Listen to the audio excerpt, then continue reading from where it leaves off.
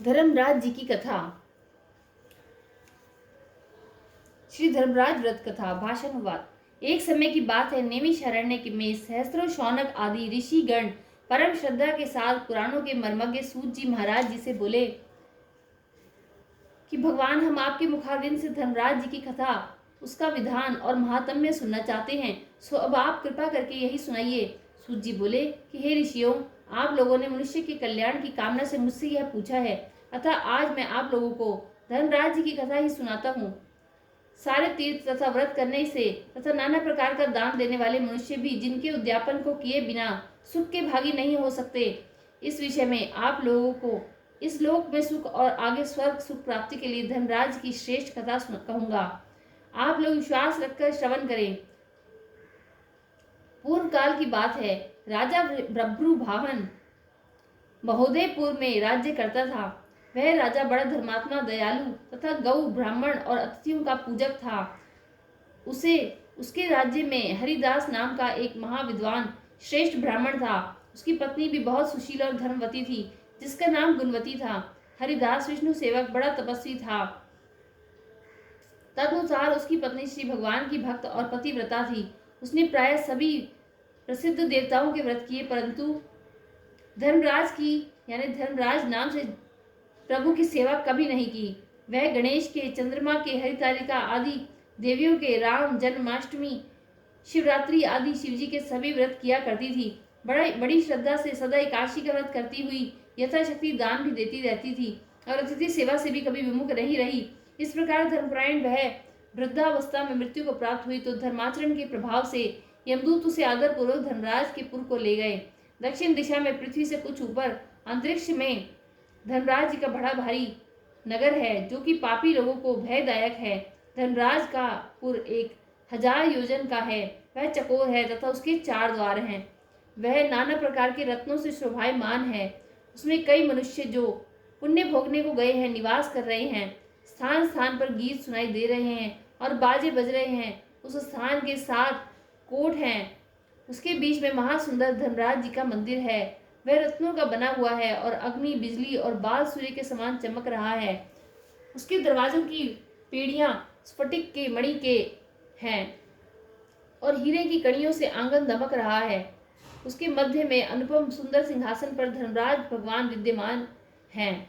उनके पास चित्रगुप्त जी का स्थान है, जो मृत प्राणियों के पाप पुण्य का लेखा भगवान धर्मराज को सुनाया करते हैं। यमराज के दूत गुणवती को वहां लेकर गए। उनको देखकर वह भयभीत होकर कांपने लगी और नीचे मुख किए खड़ी हो गई। चित्रगुप्त जी ने उनके पूर्व जन्म में किए हुए पाप और पुण्य का लेखा जोखा पढ़कर सुनाया। धर्मराज जी उस गुणवती की हरिहर आदि सब देवों में तथा अपने पति में भक्ति देखकर प्रसन्न हुए, पर कुछ उदास भी उनके मुखमंडल पर झलकती हुई गुणवती को दिखाई दी। धर्मवती ने कहा, क्यों? धर्मराज जी को उदास देखकर गुणवती ने निवेदन किया कि हे प्रभु, मेरी समझ में कोई दुष्कृत्य नहीं किया, फिर भी आप उदास क्यों हो? इसका कारण बताइए। धर्मराज जी ने कहा कि हे देवी, तुमने व्रत आदि सब देवों को संतुष्ट किया है, परंतु मेरे नाम से तो तुमने कुछ भी दान पुण्य नहीं किया। यह सुनकर गुणवती ने कहा कि हे भगवान, मेरा अपराध क्षमा करें। मैं आपकी उपासना नहीं जानती थी। अब आप ही कृपा करके उपाय बताइए जिससे मनुष्य आपकी प्रीति पात्र बन सके। यदि मैं आपके भक्ति मार्ग को आपके मुख से श्रवण कर वापस मृत्यु लोक में जा सकूं तो आपको संतुष्ट करने का उपाय करूंगी।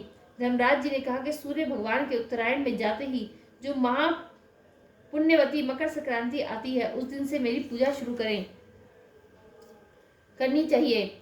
इस प्रकार साल भर तक मेरी कथा सुने और पूजा करें। इसमें कभी नागा नहीं करें। आपातकाल आने पर भी मेरे धर्म के इन 10 अंगों का पालन करें।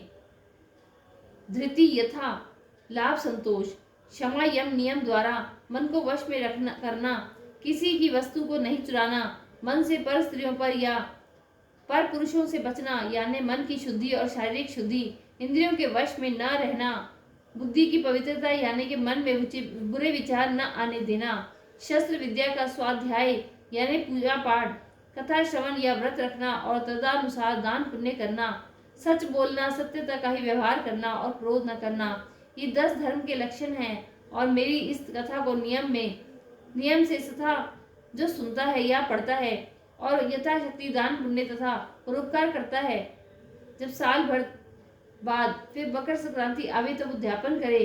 सोने की या असमर्थ हो तो चांदी की मूर्ति बनवावे। विद्वान ब्राह्मण के द्वारा पूजन हवन आदि करे। मूर्ति की प्राण प्रतिष्ठा कर पंचामृत से स्नान करा षोडशोपचार से उसकी पूजा करे। मेरे साथ में चित्रगुप्त की भी पूजा करे और सफेद काले तिलों के लड्डू का भोग लगावे। हमारी पूर्ण संतुष्टि के लिए ब्राह्मणों को भी जिमावे और बांस की छावड़ी में 5.25 से धान्य ज्वार को मुक्ता तुल्य मानी है भर कर गुरु या ब्राह्मण को भेंट करें। स्वर्ग में चढ़ाने के लिए सोने या चांदी की निश्रणी भी ध्यान देवें। सुंदर बनी हुई शैया भी दें जिस पर मुलायम गद्दा तकिया और रजाई हो। इसके सिवाय कंबल पादुकाएं बांस की लकड़ी लोटा डोर 5 कपड़े तथा 5 वस्त्र भी दान देना चाहिए। गोदान के सामर्थ्य हो तो श्वेत या लाल गाय मेरे लिए और काली गाय चित्रगुप्त जी के लिए दान देवें। ये दान की वस्तु सर्वसाधारण के लिए है। धनवान व्यक्ति भी दे और भी अच्छा है।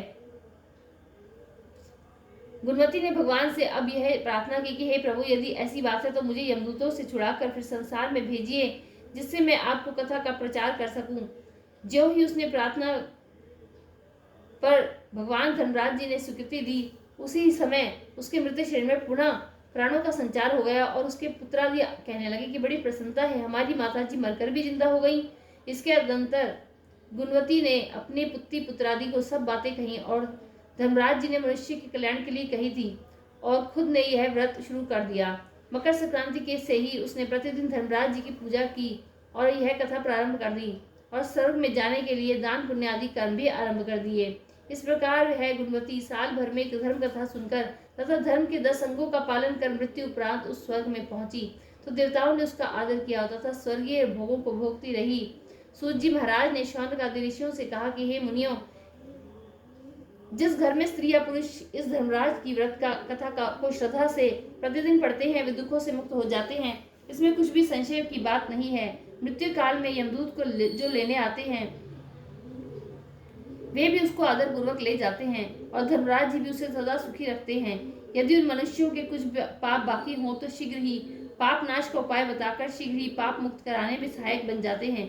गरुड़ पुराण आदि में लिखा है कि पापी लोगों को यमदूत महान कष्ट पहुंचाते हुए ले जाते हैं, परंतु धर्मराज की कथा करने वाले यमलोक मार्ग में भी कष्ट नहीं पाते और वे प्राणी शीघ्र ही स्वर्ग और मोक्ष तक को प्राप्त हो जाते हैं। इति श्री सौर पुराणे व्यवस्थे धर्मराज कथा संपूर्ण। बोली धर्मराज महाराज जी की जय, चित्रगुप्त जी की जय, कार्तिक के ठाकुर की जय, तुलसी मैया की जय।